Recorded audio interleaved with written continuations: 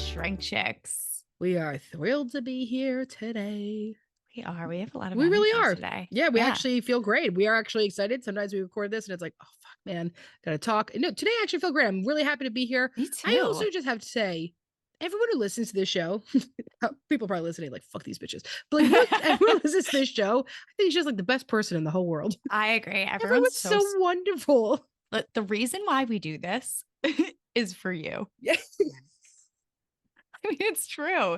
Like people are so nice and it's really helpful to hear how helpful this is for people. Yeah. And how it supports them in their own therapy. You know, I love hearing that because, you know, when we're just talking to each other. And so it's hard to like know how much this is impacting people. So it's really nice to hear from listeners that it's like has been helpful for them. So if you let us know, you know, we try to respond to everyone, but if we don't respond to you, we see it. And it really is really lovely to hear. Yeah. So thank you so much for listening. In today's episode, we're talking a little bit about changing long-term friendships and how to navigate them.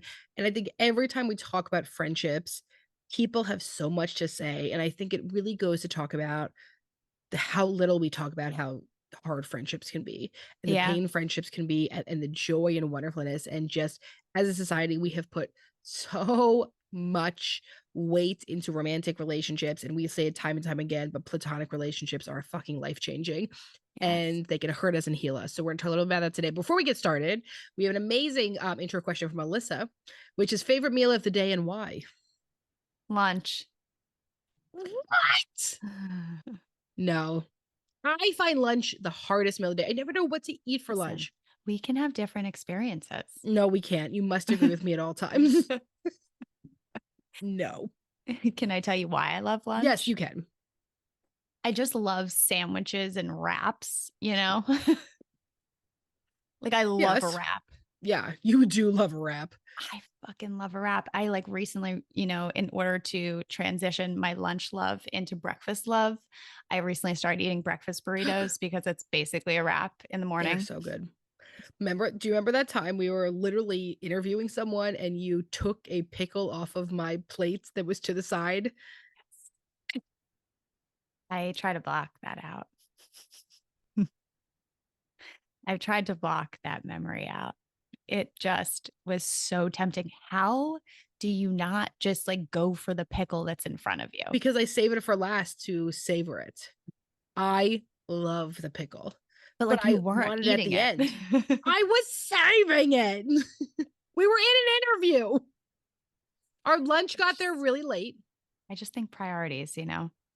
Yeah, you're right. I should have been like, you know what? I'm going to need you to wait 10 minutes. And I should have. That would have been an appropriate boundary. I'm really sorry. My lunch was late. But you know me, but I was trying to be respectful of other people's times. And that's a hard thing which to is do. Good. But I think you could do both. You know, you can say, listen, I have to eat a pickle in the middle of this interview. I really like pickles and I save it for the end. I struggle with lunch so much because I never know what to eat for lunch. Yeah. Do you make your own wraps? I like. No, that's hard. Okay. Yeah. Okay. So no, at like lunch, I'll like kind of graze. Like I'll eat like, you know, like some chicken salad and some egg salad. I also love like prepared. You do. You love salads. A deli salad. You do love a deli salad.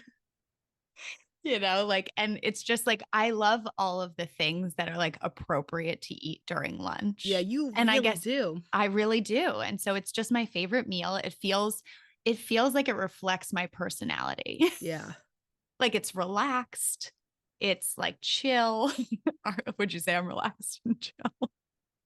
I hope. Some days. Yeah. And on other days, I'm like a dinner, you know? Yeah. I would say dinner is probably the most stressful. Oh, dinner is the easiest for me. Wow. Yeah, man. Dinner, because usually like, also, like, I know I eat lunch and you eat dinner at the same time. It's because I eat dinner at 5 p.m. And I eat dinner like 4:35. So late. Yeah. I can't.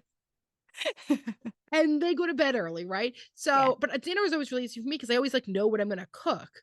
Yeah. Right. So like tonight, I know that we're making tacos for dinner because I bought all the ingredients to make tacos. And last night I knew that we were gonna have steaks and rice because that's what we had bought. And the night before I knew that I was gonna make a baked chicken. because that's what I Yeah. bought ingredients for. But like lunch, I'm always like, I like open the fridge, such an ADHD thing. Open the Yeah. fridge, I just like stare at it. I'm like, what can I eat? Yeah. Want to know what I ate this morning? Actually, I meant to bring this up in our last recording because I wanted to talk about the fact that my tongue is burnt right now on pizza rolls. Oh, I love pizza rolls. Pizza rolls are so good. I love But the, pizza in the but morning, pizza in the evening, and pizza at supper time. but Oh, that's that's bagel pizza bites. bagels. That's That's bagel bites. my bad. Bagel bites. Yeah. Similar. Similar. Which just so you Actually, know, I not as also good, have in my freezer right but now. not as good, I would say, as pizza rolls. I love pizza rolls. Oh God, I I'm don't gonna know buy if I some. would say not as good. Different. Listen, once again, we can have different opinions. I just am trying to break this enmeshment that we have. Okay. I'm allowed to feel like I like pizza rolls You more. are allowed to like Thank you. Domino's, and I'm allowed to like Pizza Hut. There it is. And, we end up talking about the same types of foods. I think we're just, We like the form they come in differently. cheese, bread, It's the same thing. exactly. Chick-fil-A. Okay. Wait, then I'm what also right before we recorded, I was playing a game with Jen and she was like, why don't we just do this on the recording? So this is a piece of art, but it's not gonna be as fun for people that are listening. Here's a Well, piece of but they can we'll watch put it the online. YouTube. This is a piece of art that my daughter came home with yesterday. What do you think this is? Okay, I'm gonna say a Yeah, ghost you had the first half right. We did this before, but then on like a springboard, like a ghost or eating is it's either a ghost puking up in like a square, or the ghost is like on this like springboard. it is a ghost smelling a brownie. Never would have gotten that.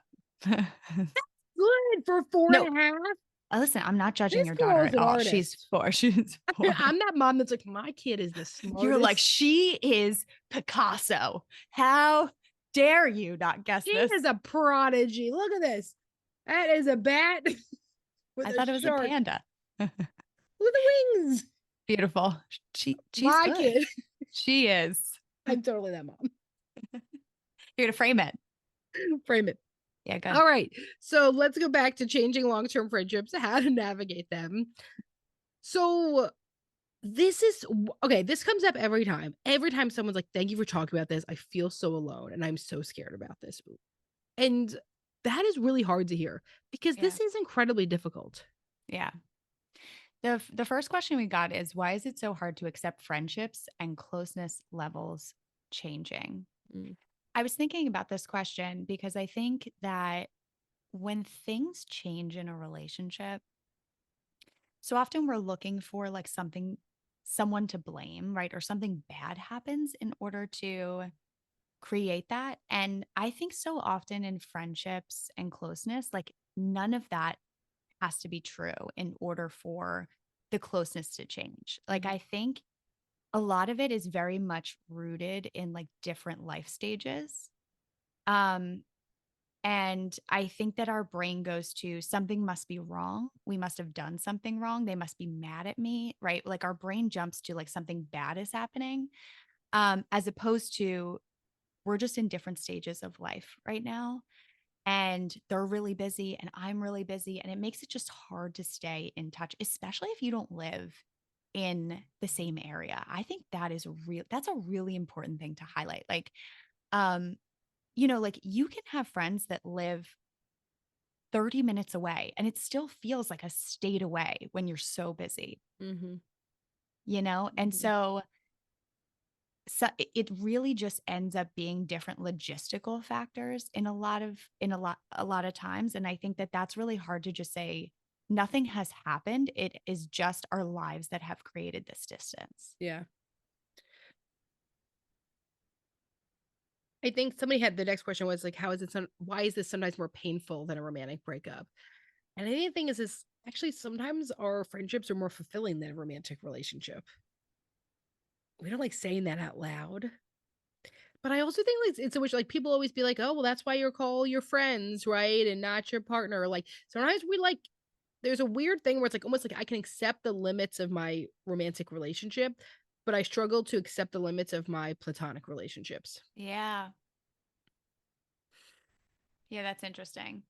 Mm-hmm. Right. Like that Yeah, like, and I think that that goes along with how much we talk about the limits of romantic relationships and Mhm. how much, it's discussed, and it's because your romantic relationship is like really, it plays a huge role in your overall happiness in your Yeah. life. Um and I think friendships are like this like beautiful bonus that we have, right? Like they're not supposed to take from us at all, in our minds. But yeah, I think that to look at a friendship just like we look at any other relationship is that they also have their limits, right? And like there are going to be times where you disagree, and there's going to be times where you get, you might have arguments or you might have distance in your relationship. And I think we have so many tools in our romantic relationships to be able to work through things like that because we talk about it all the time. There's couples therapy, um, but we don't really have the tools in our friendship as much.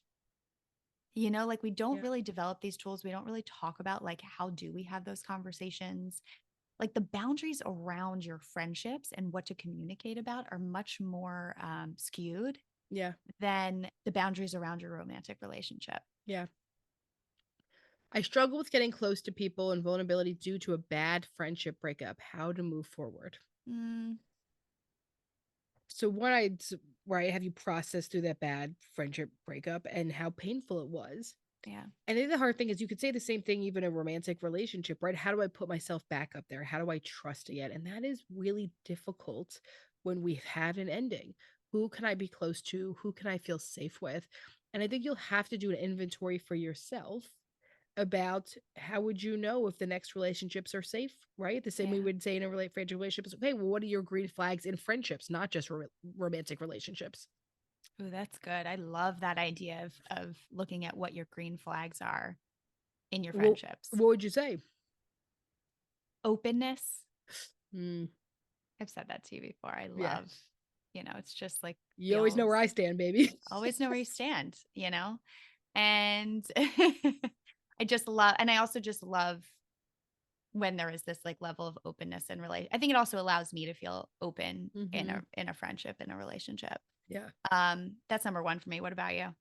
Um, I think for me it's hard. I think that because of who we are and what we do, sometimes it's easier for me to feel used by people or feel like they don't actually want friendship from me. They want something from me. And I feel like I have experienced that a lot. Like people love asking stuff of me.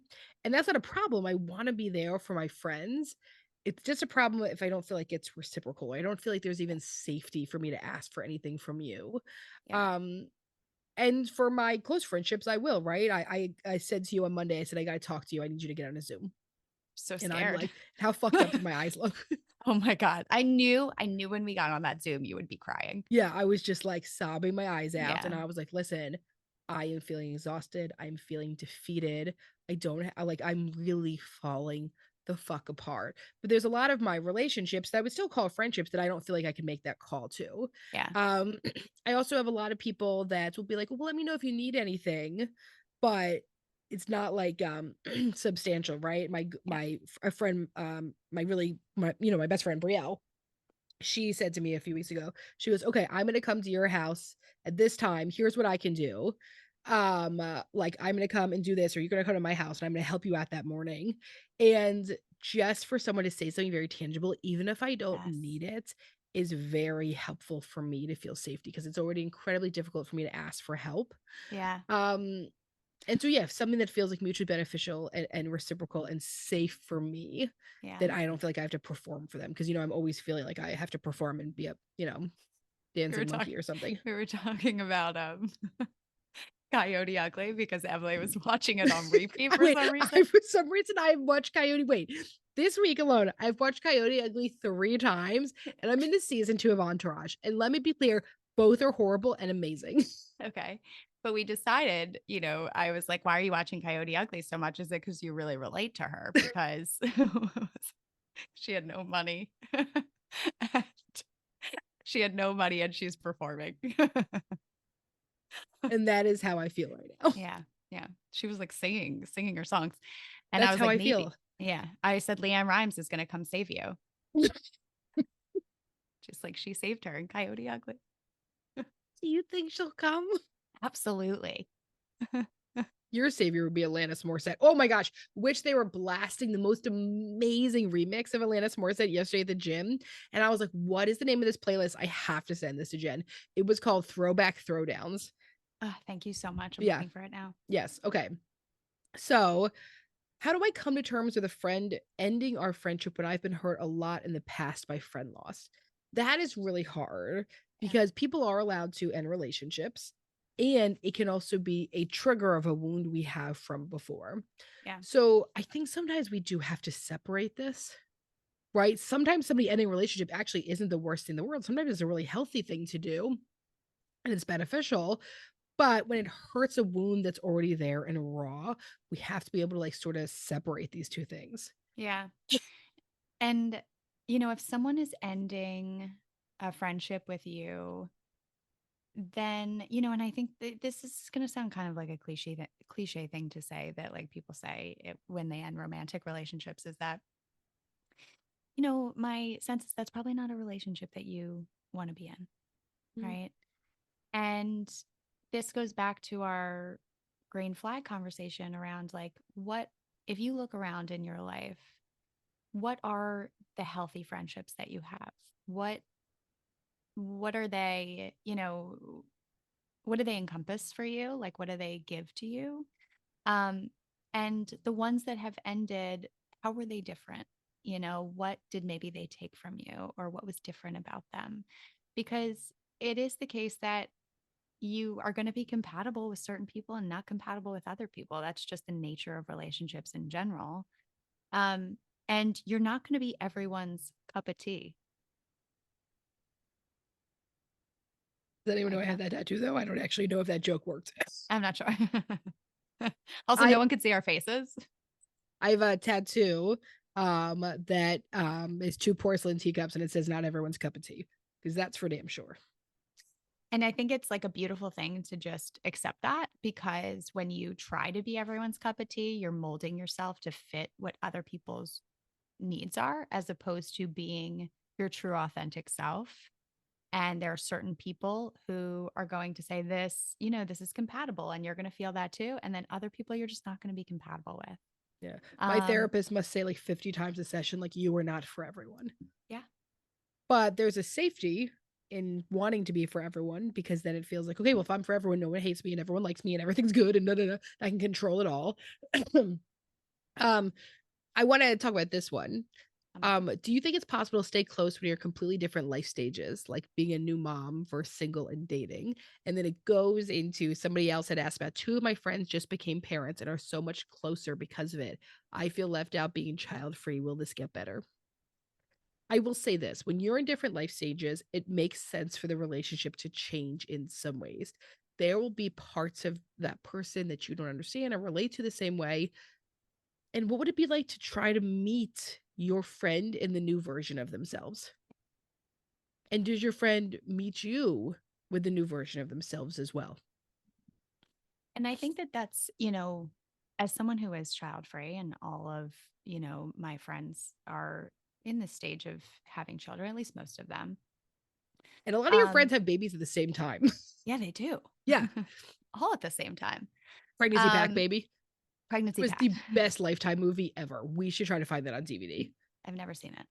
Oh, it's so great. It's about a group of teenage girls, but I believe it's a true story. All stop like all purposely try to get pregnant at the same time, and they all do like all in high school. It's like a real story. It's so good. Okay, I'm going to tell you something. I have never watched a Lifetime movie in my life. No, how can that be true? You would love them. Really? Oh, Jen, I just always found them you. so like, We are going to have a night. This is what we're gonna do. it sounds Everyone, get ready. We're gonna do a YouTube episode where it's just us watching and reviewing Lifetime movies. They are phenomenal. we should do a YouTube series in general where we are watching things and analyzing them from a therapeutic perspective. I really think people would love that. Don't you think Well, people must do that? That's already got to be a thing people do on YouTube, no? probably, but like we don't have to reinvent the wheel. Yeah, we could just do it our way, but specifically, let's do some Lifetime movies. Yeah, So, yeah, okay, that's fine. okay, and note for Jen after this episode, please watch some Lifetime. Yes, exactly. Um, so But let's talk about that. So how difficult has that been for you? so I think that I am also very conscious of the fact that, like, I know and I was prepared for the fact that this, because we're in different life stages, is bound to create a little bit of separation. Um, and I do try to meet my friends who are in this life stage from what they're got. I'm also just really curious about people in general. So, like, I think it's really cool to watch my friends become mothers and how that has, changed things for them, and like watch how it changes kind of relationships for them. And I Mhm. almost look at it from more of an objective perspective as opposed to this means something about me. Like I think that's really helpful in not taking it personally, because I don't feel like it's personal to me. Yeah. I feel like it's just a factor of just being in different life stages. And this goes back to the conversation around, I think so many times when there is distance in a relationship, we're often looking for like, this must mean they don't like me or they don't want to connect with me, and we take it very personally, as opposed to just saying, like, this is just a matter of being in different stages right now. Yeah. Um, and I think that it's okay to integrate yourself into those stages. I think that there's also so many times where, you know, people with kids don't invite people who don't have kids because they just assume that you don't want to hang out with their child. Well, I was gonna say this other perspective, which Yeah. is, I had this memory of you the first time I ever was the first time you ever met Millie, or maybe the second. It was the first time I ever brought Millie into the office, and you were there. Yeah. We were doing what we used to do in person group supervisions before COVID, and I bring Millie in. It must have been the first time I met her because I come in, and you said, "Let me hold her," and Yeah. I don't know why, but I had this idea because you didn't have a kid that you, like, wouldn't have been like that, right? And Right. so, like, there was part of me that, like, wasn't gonna ask you for help, and you immediately were like, "Let me have her." And you took her and you held her and and, like, just, like, held her for a while, and I remember being like, "Oh my god, like, Jen's gonna love this baby too, and, I'm gonna like, you're cry. gonna be a part of this." But I think the thing is when you Oh, I love you. Are you crying? Oh my god, you're crying. So nice. What made you cry about that? I just like it's so sweet. And I but here's the thing, I think you have, especially when you become a first-time mom, you, like, sort of feel like you need other people to ground you, right? But usually you go to people that have kids because 'cause you're like, "They must Yeah. get it," or, like, "I'm annoying if I go to a child-free person." And something that I have found out since one of my very best friends is child-free you, is that sometimes somebody in a different life stage can actually support you more than you Yes. realize. I think that there's a thought that it's like you couldn't, or you couldn't get me in a similar way, and maybe you can't. There's certain stuff you can't get, the exhaustion or the sleep or whatever. But what you could get, what did happen is that you had the bandwidth to support me because Yes. you weren't traumatized by being a mom at the same Yes. time. And we talked about this in terms of the episode we did with Jenny, Wise Black about media. Yeah. Jenny Black Wise, I think I messed that name up. I'm very sorry. Anyway. Jenny was great. Yeah. And she one of the things she really talked about was that, like, we can't be traumatized and support other people going through trauma. Yeah. And becoming a first-time mom is a bit traumatizing, Yeah. but I think you think that you want to turn towards these other people, and maybe that's not true. So I would also say, if you're feeling left out from these people, say to your girlfriends, "Hey, can I come over Yes. and join you guys, all cook dinner while you have the kids, or I'll play with the kids?" Right? Like, try to meet them where they're at. I think that's one Yes. thing that we struggle to do. So many people wrote in about, like, my friend moved away or somebody's distant. Are you meeting your friends where they're at? And are they meeting you where you're Yes. at? It's okay for things to change, but do we allow the relationship to change with that? And that's where I say, if you're taking it personally, right? I think our instinct is to Yeah. turn inward and say, "Oh, well, I'm just not going to reach out because they're not reaching out to me." Or they must not value our friendship because they're not inviting me. But there could be so many other reasons why they're not inviting. They might not, right? Just as we're talking about, they might not think that you want to be a part of that, right? Mhm. Um, they, they might be so inundated with stuff in their own life and are just assuming that like you're not feeling left out. So Yeah. I think that having a conversation about it is so important, right? And that vulnerability is something that keeps you close. And so, yeah, for you to say, I mean, and I also had this memory of like when I slept over your house and Millie was like coming in my room at like 6 a.m. or something. And you were The like, wake-up call. you were like, I'm so sorry. And then you were like, this is how it is, blah, blah, blah. And I like loved it You did love because it. like I don't have to experience it every day. You It know was like what a I joy for mean? you. It was a joy for me. And she's Yeah. not my child. So like I don't have to like do this every single day and I don't have to. And so like she would wake me up. She would get in bed with me. And we would look at pictures of my cat on my phone. And this was like right after you had a conversation with Erin. You were like, oh, she has had no screen time for 4 days. And then she got in my bed and I was like, want to look at my phone? And then afterwards, I was like, oh my God, I'm so sorry. Really ruined that. That's okay, it was great, but it was so true, right? And I think that there was a part of me before that was, like, scared, I don't know, that you wouldn't like it or that it would be annoying. I think you're, like, so hyper aware sometimes. Yes. Now, also, I'm, like was, like, totally the person before. I mean, like, even when we go out to restaurants now, I'm like, "There's kids here." So, Yeah. like, I'm also that person that's like But I listen, I feel that way about kids I don't know. yeah, it's different when you, like, know them and love It's them. different when you know them, it's different when you see them, and it's so cool to see your friends like Yeah. spawn. That's not the right word. Is it? That's a great word. I think spawn's used for like the devil or something. Hold on. I feel like it's used for, like, frogs or amphibians or something. I don't know if that's true. What's spawn mean? You Googling it? Yeah, actually, you're right. It's amphibians, right? Yeah, wow, you're a scientist. This Holy bitch shit. be smart. You Mhm. missed your fucking calling. Yes. The fish spawn among fine-leaved plants. Anyway, I'm still gonna use it. It's so, it is so truly wonderful to see your friends become parents and like see what they've created and how once again, I'm really curious about people. I think it's fascinating. And so I might be in a different boat than other people. Yeah. But um you know what? I love what you said about meeting them where they are and that like it doesn't necessarily mean they don't want to see you or don't want to hang out with you. Yeah. I mean, a lot of people have written, somebody had wrote, like, friendship with history, but you've grown apart. Well, have you tried to grow together? Have you talked about that? Have you done different stuff? I have one of my, best friends from my, high school and to college moved to DC, and it was definitely hard, and now, there's a usually I'm like, "What weekend is your husband going to play golf?" And then I'll go stay with her for that weekend. Good. Not that I don't love her husband, but, like, Right, you just, right. like, have It's some different. It's a time. little different. Yeah.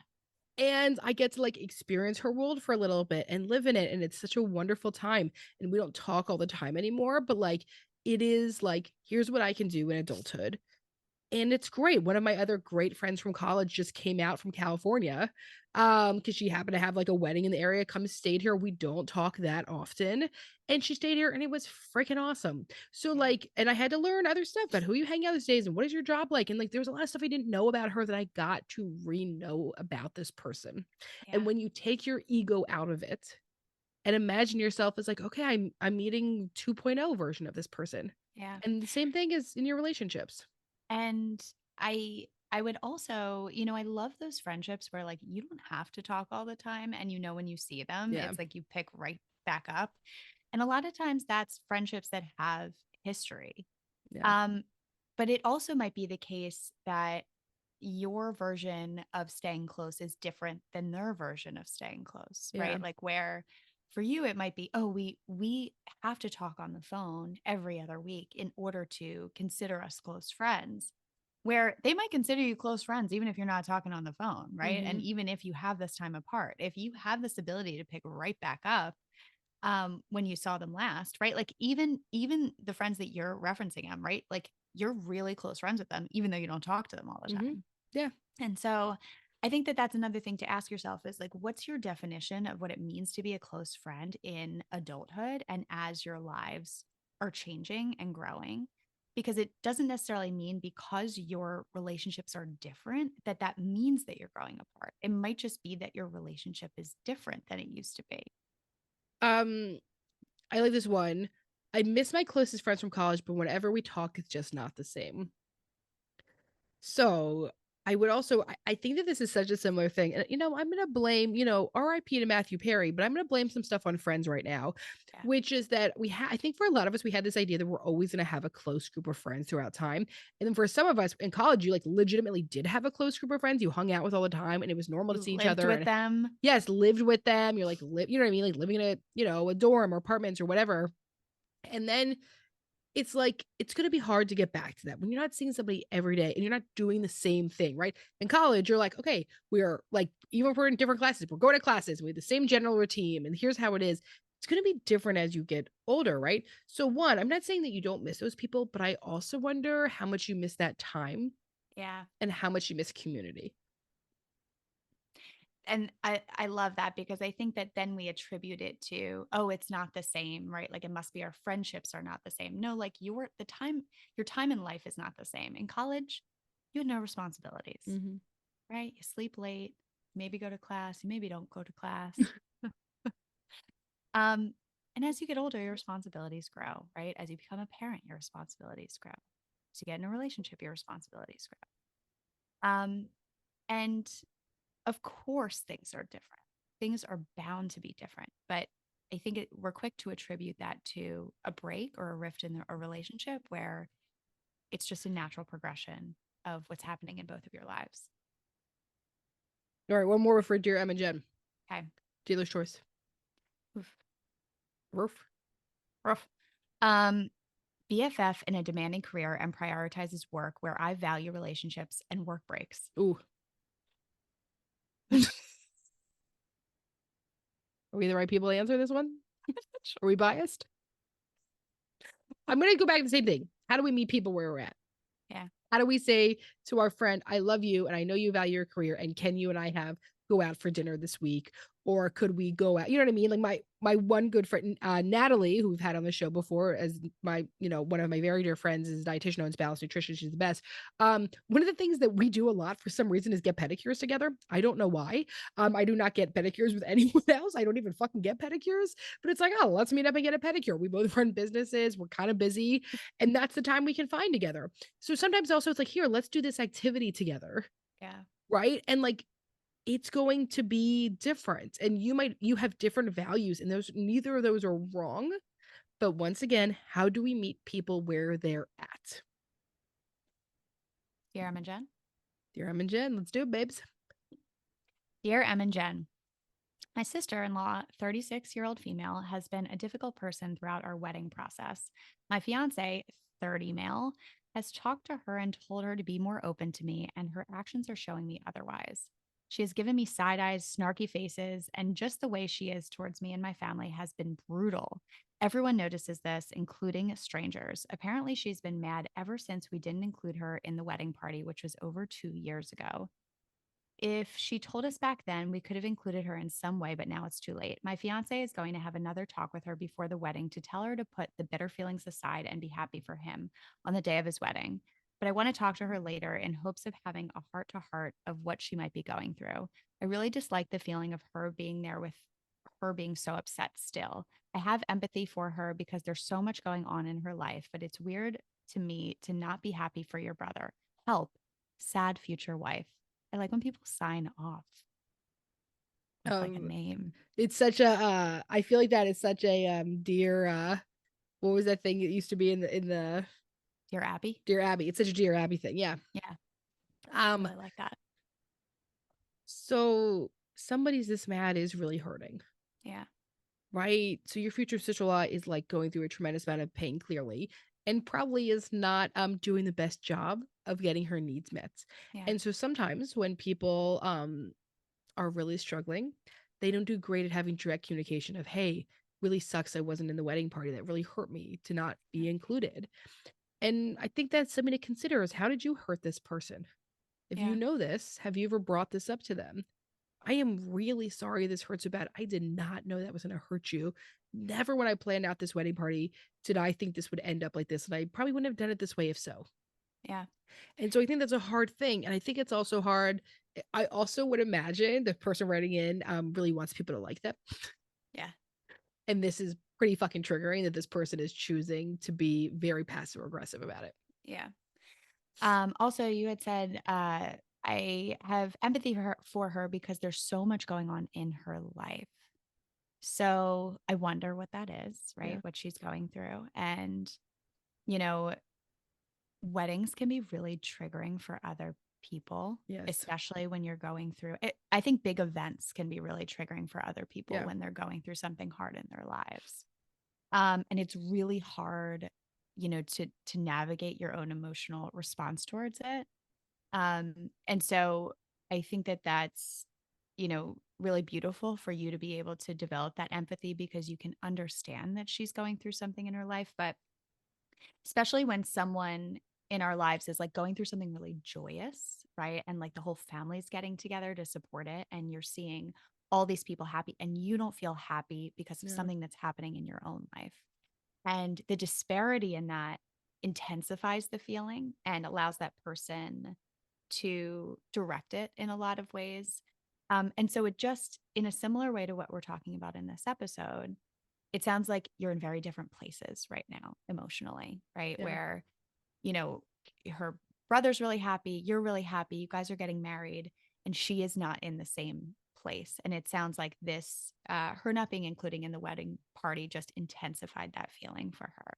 Here's what I would also say. This person is really hurting and bitter. Do Yeah. not let their bitterness make you bitter, Yes. because that's what can happen here. Yeah. If anything you take from this is really sad. This person is missing out on being happy for their sibling. It's really sad this person is missing out on joyous time. It is. Yeah. And do not let their bitterness take you down too. Focus on what is important, your love for your partner, what you're surrounded by, and let that person say, okay, that person is suffering. I cannot let that consume me. All right. Nah, that's our episode. And that's our episode. We always ask you to rate, review, subscribe, follow on Apple Podcasts. You can check us out on Instagram at ShrinkChicks or at the therapy group.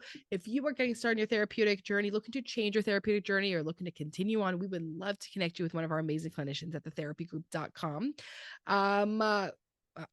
You can, if you want to do some individual work, you can go on Amazon and check out the Shrink Chicks journal. It's starting to get pretty cold out, especially in Pennsylvania. So check out our amazing merch online. We have great beanies and sweatsuits and all the wonderful things. Thank you so much for listening. We are eternally grateful to you all, especially going into this holiday season.